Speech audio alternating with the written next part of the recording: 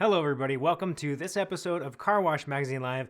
As always, I am your host, Matt DeWolf, Editor-in-Chief of Car Wash Magazine. We have a fantastic show for you this week. I say that every week because they are all fantastic. We are chock full of information that you need to know today to help make your business better tomorrow. And we're trying to give that to you in bite-sized pieces, micro-learnings, they like to call them, so that you can take that right away. And when you have a moment, you can deep dive with longer form episodes in the form of Car Wash, the podcast. So that's why we're here. We want to give you what you need and get you on your day here on a Thursday as you're preparing to go into a big weekend of washing cars. Quick weather check. How's it where you all are? Here in beautiful Minneapolis, we've got 30 degrees, a little bit slushy. So I don't know how it's going to go today. We'll see how heavy the volume is for folks in the area. And we got some storms coming through, but good wash weather coming up right after that, that's for sure. So let me know how you all are doing, what's coming down in your neck of the woods, what you're dealing with. Look, this program today, we're going to be talking to Andy Agostini from Magnolia Wash Holdings, and we're going to talk about growth. Now, I know it's weird. We never talk about growth, but we're going to talk about growth again. So we're going to get some of their strategies and what they're doing, and we're going to get into a little bit of just some of what they do that's maybe different from some of the other platforms out there that are growing. So excited to have that conversation. That's coming up in just a minute. But before we go there, a couple things for you. First and foremost, you might have missed this announcement. I don't know how you would have, but the Car Wash Show registration is open. Friends, that is in like 13 weeks. So I know it feels like we just had one because we did, but we're having it again, and it's going to be in Nashville. It's going to be amazing. So get your boots, get your hotel, get yourself registered for that. This year, it's one pass, gets you everything. So pretty simple, trying to take that friction out of that experience for you, making sure that you know where you need to go to get the most out of your time there. Now, that's going on. A couple quick news items for you. In case you missed it, a couple weeks ago, we did announce we've got On the Road. That's a Talk Car Wash program powered by International Car Wash Association. That's going to start up here probably Q3. You can use the link right down there to get some more information if you want, and you can stop by the booth there in Nashville at the show we were just talking about. If you want to maybe offer up your site as a possible tour location, or you just have some ideas or you just want to get more information, that's where you want to go. Hey, Tom Tilford says it's sunny and 70. I'm pretty jealous about that, I'm not going to lie. I would love to see sunny and 70. Maybe I need to take a trip. Maybe we need to take a trip. So you're going to take a trip to go see some washes with On the Road, Talk Car Wash, powered by International Car Wash Association. And we are going to take you to the next news item. So where do we want to start? I don't want to start with that one. I'm going to tell you that one second. I want to tell you first, congratulations to Stone Soap. They're celebrating 90 years. Hard to believe that this industry has been around that long, but we sure have, friends. So congratulations to everybody over at Stone Soap. 90 years. Wish them a happy anniversary if you think about it today. So the other one I wanted to mention, this is in like the movers and shakers category, right? Where's everybody going? What's happening? You may have seen, you may not have seen, I'm sure there's going to be an official announcement coming out on this soon, but Jason Baumgartner is moving to NCS as the Senior VP of Marketing. So I'm sure we'll get an official announcement on that and learn more about what all that means and what's happening and all that fun stuff. But congratulations to Jason on the move. I'm sure big things are in store for you, my friend. Now, coming up on this program, I was telling you all, if you're just joining us, we've got Andy Agostini from Magnolia Wash Holdings. If we're going to talk about growth. In the next couple of weeks, we have some additional extra fun conversations for you. We've got next week, Love. That platform is going to be joining us, and we're going to be talking about what they're doing with their growth. And then the week after that, we're going to get into one of my favorite topics, friends, menu design. So we're going to have a panel. We're going to talk about menus. What should you do with your menu? Why should you do it that way? What are we doing wrong? What are we not thinking about? And what are we doing right, frankly? So we're going to have that conversation. Before, though, we get into our conversation with Andy Agostini this week, tours are back, friends. We've got a tour for you from one of the Magnolia Wash Holdings properties. This is the Wash Factory in North Carolina.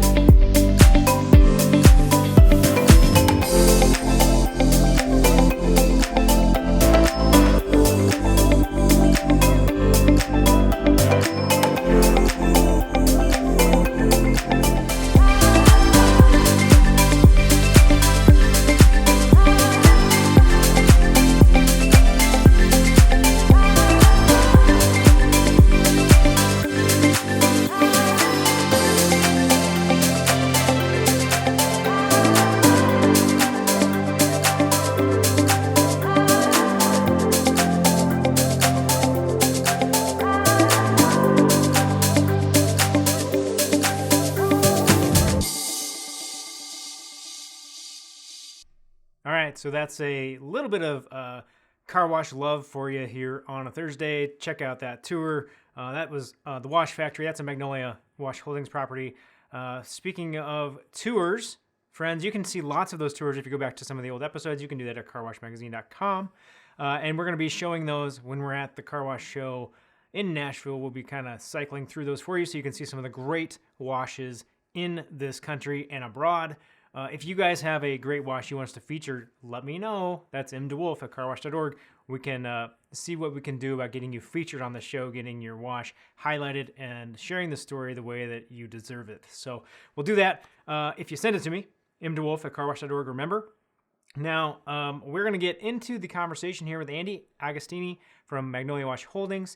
That is coming up for you right now. Thinking through our growth plan, a lot of it was around the greenfield space. However, I think once we really started diving into the operations and starting to establish ourselves, that's really when I think a lot of the acquisition opportunities started presenting itself. So we kind of shifted our model to focus heavily on acquisitions while we were kind of building out that greenfield strategy.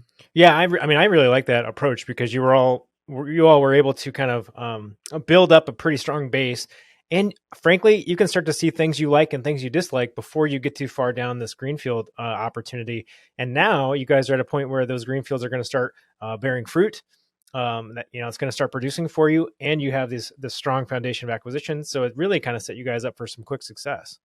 Yes, absolutely. So let's talk about how this kind of growth happened and that accelerated track for you all, because I want to know, like, is there something you were targeting as you were going out at these locations? Is there some recipe here, or were you just finding good opportunities and whatever that is? Could you help define that a little bit?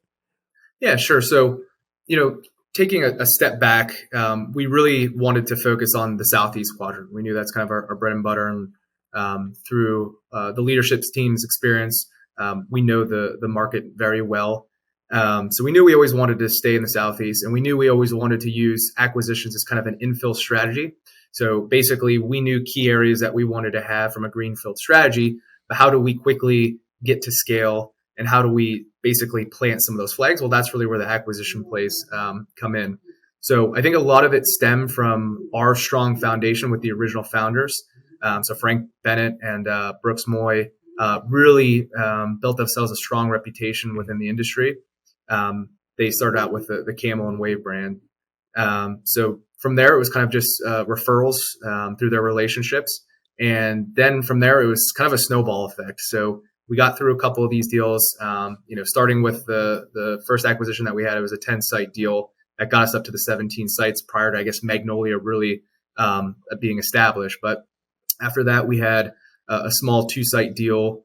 And then shortly thereafter, there was a couple smaller acquisitions that came into play. And that's really, I think, when we started to build a reputation of really kind of looking at the best interests of the sellers, their employees. At the end of the day, we all know that this is a family business for a lot of individuals, and we take pride in that.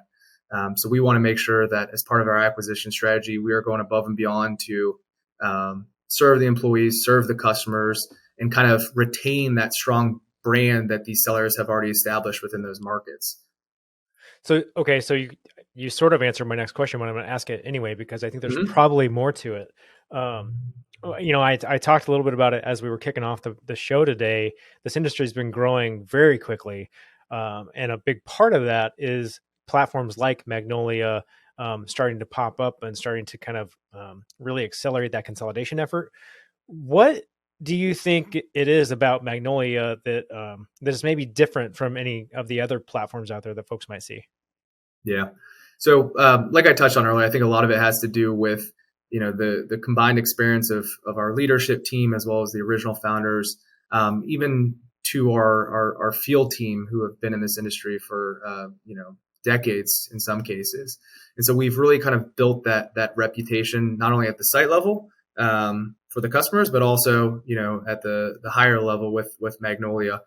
And so, obviously there was a big push, in 2021, I think there was, concerns about the tax revisions and things like that. So obviously there was a big push for certain individuals to get out of the space. But again, what I think really separates us from other players is that we make the process very easy, very seamless for the sellers.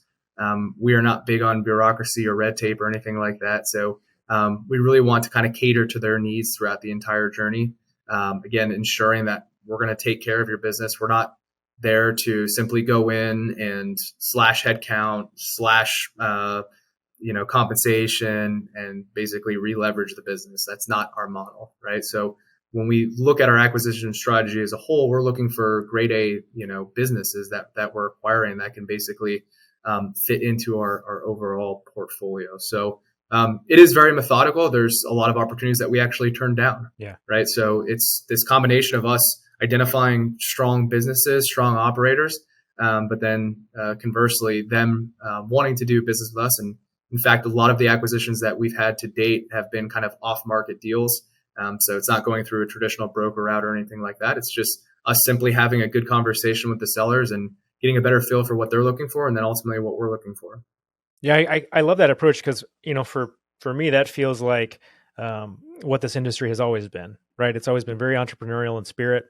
It's always been about making deals with people, right? And being able to move quickly. And I think that agility and that ability to be nimble is really important. So I really like that you all are approaching it that way, because I feel like in any industry, as you start to get this consolidation, there's a little bit of like puckering up and going, oh my God, can we please not lose the culture? Like, can we please not lose our essence? And I think that the more that you see things like what you all are doing at Magnolia, I think the more that those who have been in the industry for a while can be a little bit more comfortable that that essence is not going to go away anytime soon. Exactly. Yeah, we really take pride in our culture. That's something that we push for. Every industry right now is going through challenges when it comes to finding quality labor, right? Mm-hmm. So for us, it's very important that we take care of our employees, and from a compensation standpoint to additional perks to benefits, you name it. We want to really kind of go above and beyond for our team members. They're the heartbeat of our business. Haha. See what I did there? I cut it off right in the middle. Right when you wanted to be able to figure out what that next thing was, that's the end, friends. You can get the rest of it at carwashthepodcast.com or wherever you're consuming your podcast content. It is right now 11:49 Central Time. In 11 minutes, the full episode of that conversation will drop for you in your platform of choice, so be ready for that.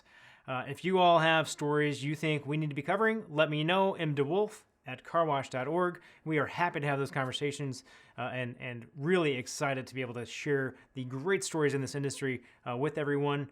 And friends, whether it's 70 degrees and sunny where you are, or whether it's 30 degrees and snowy on the way to negative temperatures, this weekend when you're out there, you know what to do. There's just one thing you've got to do, and that is keep it clean.